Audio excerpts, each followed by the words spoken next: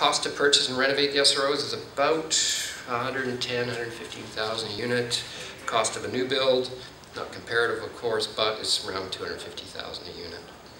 We ultimately purchased 47 buildings across the province, so 27 SROs, but ultimately 47 across the province. And the other buildings we bought in other communities were apartment buildings for women and children fleeing abusive relationships, things like that.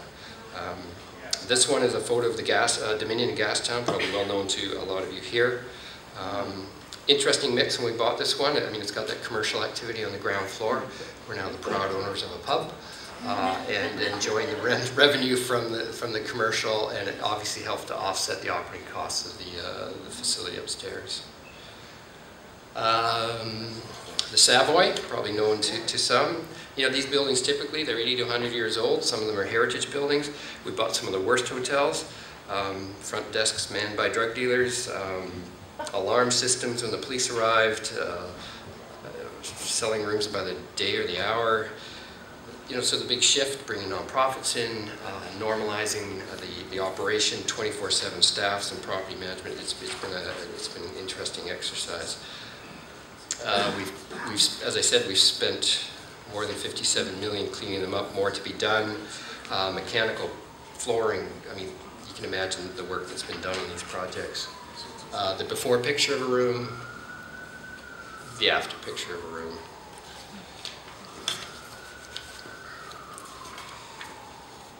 Now, the ultimate goal is new self-contained housing. So this is a rendering of 1050 Expo Boulevard. This is one that is going to be a 6-story wood frame building.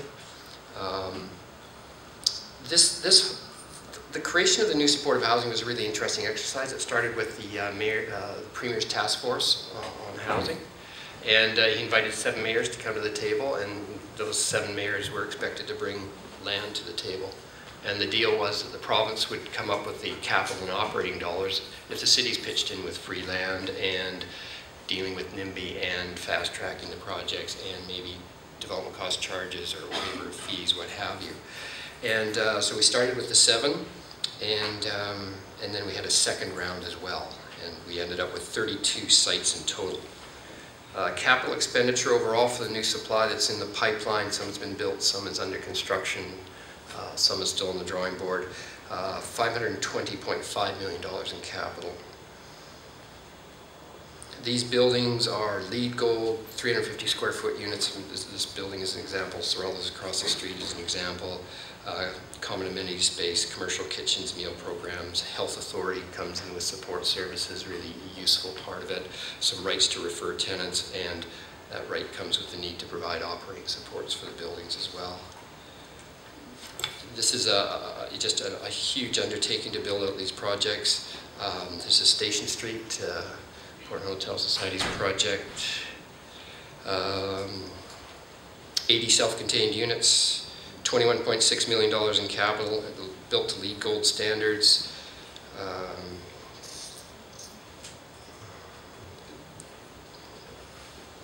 This is East First. This one is under construction right now, expected to open in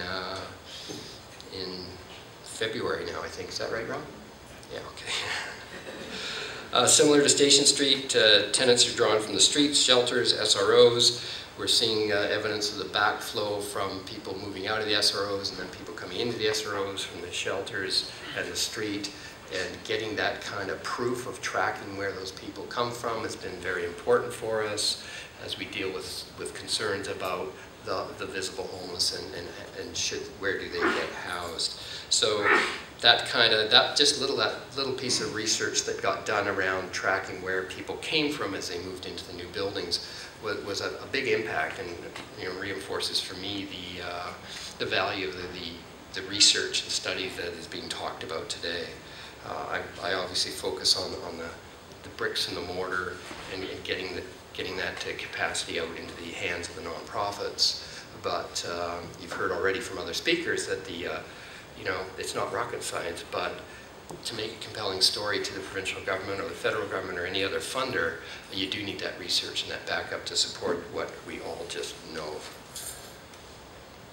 It's interesting to map out. This is a map of the SROs and the new builds in Vancouver. Before these sites got selected by the City of Vancouver, they had a very deliberate policy to go around to every neighborhood and do a consultation process. And the theme basically was everybody's going to get their fair share of this kind of resource. NIMBY, NIABI, the most, Sean talked about it, the most vociferous I saw, apart from the Fraser project, was Dunbar. And that project's just about ready to open in a few months, and there's been a huge turnaround in that community.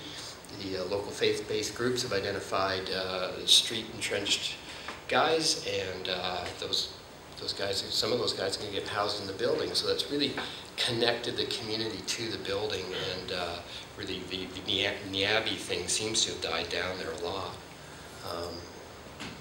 So it's been an interesting exercise to see.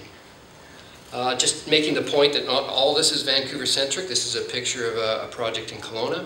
Kelowna, when we went to Kelowna and said, would you like to provide some land and we'll bring the capital and operating to deal with the homeless problem, they said sure, and they came up with 3 sites.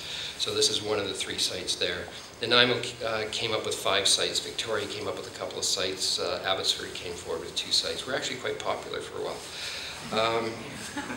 This particular project was run by the Canadian Mental Health Association. Similar model to the ones I've already spoken about. It's a legal building, small units, big common amenity space, lots of planning and teaching of day-to-day skills. It's got a little commercial kitchen in it. It's won a local Tommy Award, which is some awards up in the Kelowna area for architecture. It won a Georgie Award and a Wood Design Award for BC. So it's social housing, but it looks pretty nice. So just to wrap up, I mean, I just kind of touched on where the provincial funding is being directed. It's doubled in 5 years. I'm really proud to be able to say that. It's been fun to be part of that process. The housing capacity continues to come online. I sense we're just kind of at this really interesting junction where people are looking for some evidence of success in dealing with the homeless problem, and I'm still looking at cranes outside, and we haven't even delivered on all the funding that's been provided to date. But there are some successes. You've heard them already. Street homeless down by 85%. Vancouver Kamloops, the homeless count a couple of years ago or last year was over 100, and it's down to 15. There are some signs. There are some positive things coming out of it. ICBC Housing is a conduit of funding to the nonprofit sector.